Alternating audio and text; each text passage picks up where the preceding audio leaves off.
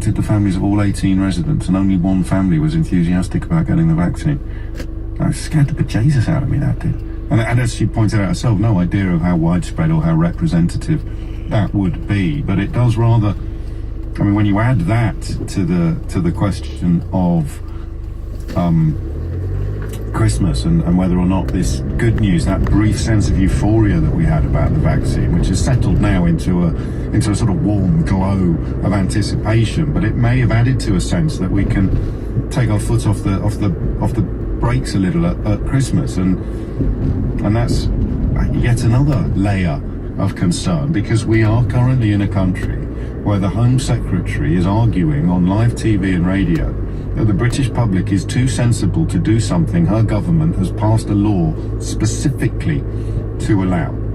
And I just wonder whether or not you can answer the question of why. Stuart Wassell's been in touch. He says, you just don't get it, do you? People are fed up of you constantly having a go at Boris and the government. Part of your answer, why are all these people dying? Because people like Stuart are fed up of people like me pointing it out. And it sounds like I'm being facetious. I'm not. I genuinely think he's right. I think that is one of the reasons why we've got the highest death tolls, or among the highest death tolls, and the worst economic forecast, because Brexit has turned us into a country where any criticism of Boris Johnson is seen as an act of disloyalty, even as we're burying people on a scale that's not being seen in almost, well, practically every other country on the planet, even countries that are considerably poorer and considerably less equipped than we are. So, I mean, I never thought when I coined the word that footballification could be fatal, but it is now. And of course, the ultimate tragedy, the ultimate irony, and the ultimate echo of Brexit is that people who think that they're in opposition to people pointing out the truth are just as exposed to the dangers that are being described. You know, the poorer you are, the harder you're going to be hit by Brexit. And the more slavish you are in support of this government, it doesn't give you immunity. Wearing a Conservative rosette is not a vaccine. It won't protect you or your mum from the relaxation in behaviour that will cause an increase in infection, that will cause an unnecessary and avoidable increase in deaths. And what Boris Johnson, I think, has done, and I wouldn't like to know whether this was deliberate, I just pray it's not, because I live it. What he has done in the last 24 hours is to create an environment in which he can chalk up the inevitable, avoidable deaths that will occur as a result of the Christmas relaxations as the fault of the people who died. And if you think I'm exaggerating, remember what his mate people who died in Grenfell Tower. You see, there's no earthly way they're going to try and claim that the people who die of COVID as a result of their own laws over the Christmas period, there's no way they'd have the gall to claim that they died because they lacked common sense. Jacob Rees-Mogg sat in this radio studio and effectively argued that people who died in the Grenfell Tower tragedy died because they lacked common sense. And I think he got promoted when Boris Johnson became Prime Minister. So I don't like reading those texts that say things like that, because I don't want to be living in the country where that kind of thing is both credible and possible. But you can't. I'm afraid you cannot contemplate the possibility of this government claiming that people who die as a result of them relaxing the Christmas rules die as a result of their own lack of common sense without seeing Jacob Rees-Mogg talking about Grenfell Tower in the rearview mirror. You just can't. Or maybe you can. And if you can, front of the queue. Liz is in Cricklade. Liz, what would you like to say?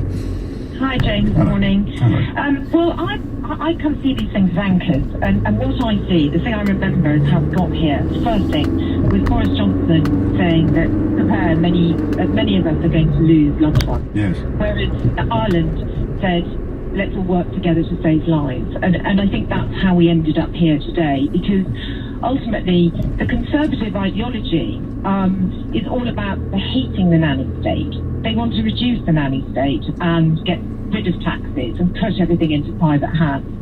And then I'm also reminded of a clip of Dominic Cummings talking about how a crisis can be advantageous because you can make the most of it by distracting the public. And that's exactly what is going on with coronavirus, because we've seen a huge amount of money, billions and billions, moving into the democracy private hands. £1,000 worth of these contracts at half gone to companies over whom there are questions, profound questions. But I don't know. We'll see whether anyone here picks it up tomorrow. Yeah. So I mean, that's what I see. I think it's. But none of this. I mean, you're doing the broad, big picture thing. No, it's not ideology to have cabinet ministers touring studios arguing that we mustn't do the things they passed laws a couple of weeks ago to let us do. It feels like there should be an answer to this that's a bit more. Well, there is an answer to it, James. I see it because my uncle used to do it to me when I was a kid because he wanted to eat my roast potatoes, and he used to say, because my grandfather lived on a farm and which used to be a zoo, and he'd say, "Look, kids, the bear is outside," and you look outside and he'd pinch all your roast potatoes, and that's what's going on because I think they're playing good cop and bad cop, but ultimately I think they want to try and use this crisis to sculpt the ideology that they want for Britain, and it's a very uncomfortable thought, which is why it's probably easier to say, "Oh, I like Boris, he's like me because he agrees with me that he doesn't like Sadiq Khan," and that's what we have been reduced Why to. would that be? You just glossed over a line. My grandfather had a farm that used to be a zoo. Yes. I can't let that go unremarked.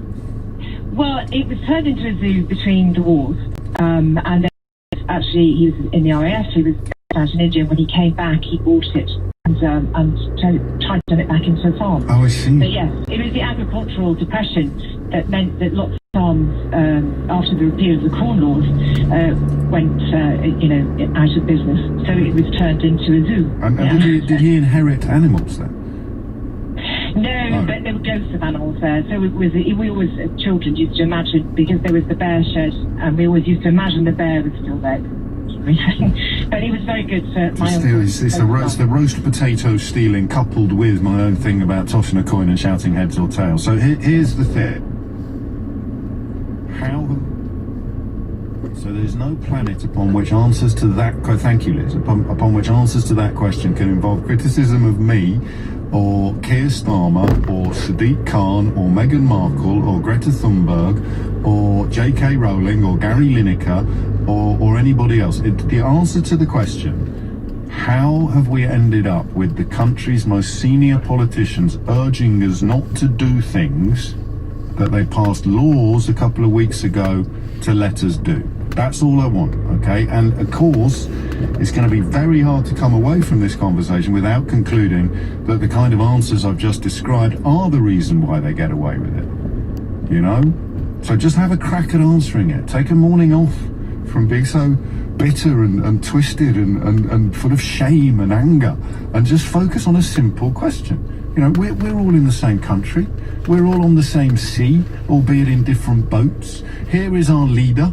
He passed laws a couple of weeks ago that allowed him to stand in front of us all and do a Father Christmas impression. It's now clear that the relaxations he heralded will cause infections and deaths that would not occur if the relaxations were not in place. So why isn't he changing the law? Why instead is he sending Priti Patel into the television and radio studios of the nation to tell us not to do things